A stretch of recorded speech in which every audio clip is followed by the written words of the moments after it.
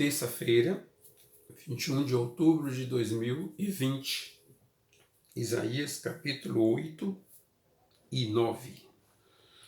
Aqui no capítulo 8, vemos o segmento do capítulo 7, que trata da aliança da Síria e Efraim para combater Judá. A advertência de Isaías foi rejeitada quando ele fala a Acás, rei de Judá, a respeito disto. Acás prefere fazer aliança com outros reinos para se defender, em vez de confiar na profecia de Isaías.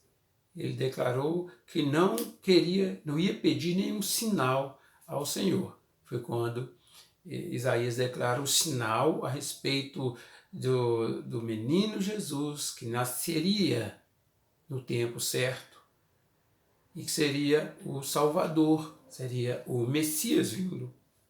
Agora no capítulo 8 vai se cumprir a profecia, porque Deus levanta a resposta, vê o castigo sobre a Síria e sobre Efraim, através de um reino poderoso que se levantava para dominar o mundo, e que aqui é levantado por Deus para punir Efraim e a Síria, diretamente seus reis. Aí o capítulo 8 fala desta invasão dos assírios. Então Deus diz a Isaías para pegar uma placa, uma ardósia e escrever um nome. O texto mostra o nome dos filhos de Isaías, com seus significados, e trazendo o mesmo significado, que seria a reação de Deus contra os invasores, contra aqueles que se levantavam contra Judá. O nome é Maher Salal Hasbaz, que significa rápido despojo, presa segura. Então mostra que assim como eles atacaram, Deus levantaria uma resposta e que seria algo urgente sobre aquela nação. Então Isaías cumpre o que Deus mandou, chama testemunhas e comparece então diante e foi ter com a profetisa, naturalmente é tido como a sua esposa, e o nome é repetido, mostrando que o significado, antes que o menino nascesse, antes que ele aprendesse a falar pai ou mãe, viria a intervenção de Deus. Assim Deus livraria o seu povo. E assim ele se levantaria contra as nações inimigas também. E declara que eles não precisavam ter medo, não precisavam reverenciar ou confiar nos poderes dos inimigos ou nos poderes dos fortes, mas que eles deveriam invocar o nome do Senhor. Deveriam confiar diretamente no Senhor Deus dos exércitos, porque Ele viria em socorro deles. E Deus é apresentado, portanto, como a esperança do povo, esperança de resgate. É quando Ele fala, olha, eles fazem projetos, vocês não devem confiar nos seus projetos. Eles fazem planos, mas vocês não podem confiar nesses planos. O Senhor diz assim, tendo forte a mão sobre mim e me advertiu que não andasse pelo caminho deste povo, dizendo, não chamais conjuração o que eles chamam. Ou seja, não façam o que eles fazem, não pensem o que eles pensem, não os imitem, não confiem neles, porque é assim que Deus vem. A esperança que o Senhor deu a eles. Outra coisa, quando eles derem algum conselho, não sigam. Eles eram idólatras. Então, se eles disserem, vocês têm que consultar os necromantes, espíritas, porque eles invocam deuses mortos, deuses pagãos. Vocês consultarão esses deuses mortos? Vocês invocarão os mortos em favor dos vivos? Não é melhor consultar o Senhor Deus, o seu próprio Deus. Então ele invoca, chama a atenção do povo para isso.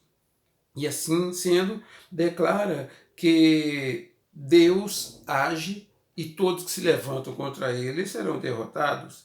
E a terra verá angústia, a terra verá trevas, e a ansiedade tomará conta de todos. Isto é a ação de Deus em favor do seu povo, porque o texto aponta para o momento quando nasceria o Messias, o Filho de Deus. É o que o capítulo 9 passa a declarar, anunciando que o príncipe da paz vem. Então aqui o Messias é apresentado como para uma mudança histórica nas pequenas terras por onde ele passou, onde ele nasceu, e que a terra sofreria uma mudança. Então a luz viria. Então o povo que estava em trevas ia ver a luz. Os que estavam na região da sombra da morte, a luz ia resplandecer sobre eles. E assim ele apresenta este que seria o Redentor, o Salvador do seu povo. Mostra que eles reagiram de muitas formas, mas o Senhor faz cumprir a sua palavra, porque um menino nos nasceu, um filho se nos deu, e o governo estará sobre os seus ombros. Então o reino de Israel sendo restaurado. O seu nome maravilhoso, Conselheiro, Deus forte, Pai da eternidade, Príncipe da paz. Esse conselheiro que conduziria o povo, que aconselharia, esse Deus forte que defenderia o povo, esse Príncipe da paz que promoveria a paz. Então, o governo dele será eterno. Ele vai estabelecer a paz. E aí encerra o capítulo falando da profecia contra o reino de Israel. Então a palavra Deus enviou a Isaías contra Jacó e caiu em Israel. Então é importante sabermos que dois poderes se uniram ao invés de confiar no poder de Deus. Então, Síria e Efraim se reuniu e se levantou. Agora, Deus levanta a Síria para cumprir a sua palavra e promover o arrependimento deles. Então o texto fala que mesmo sofrendo tudo que sofreu, o povo foi rebelde em voltar. E aí ele agiria. Os anciãos, que é cabeça do povo, os profetas que ensinavam mentira, eles seriam caçados, eles sofreriam a consequência. E assim, os jovens não tinham compaixão dos órfãos, nem das viúvas, viviam a rebeldia na sua juventude e eram malfazejos, fazendo todo tipo de coisa errada, a ira no coração, mas Deus intervindo e advertindo quanto a este castigo que viria sobre Israel. Então o texto termina falando de guerra interna, uns levantando contra os outros, um conflito geral, como punição, como chamado ao arrependimento, para que eles acordassem e compreendessem disso e apartassem da ira. E ele declara que a mão do Senhor sempre é estendida, o tempo todo estendida, e o povo permanecendo na rebeldia. Assim encerra o capítulo 9, declarando a situação de Israel, e segue os oráculos de Isaías. Porque aqui fala da invasão da Assíria, quando vence Israel,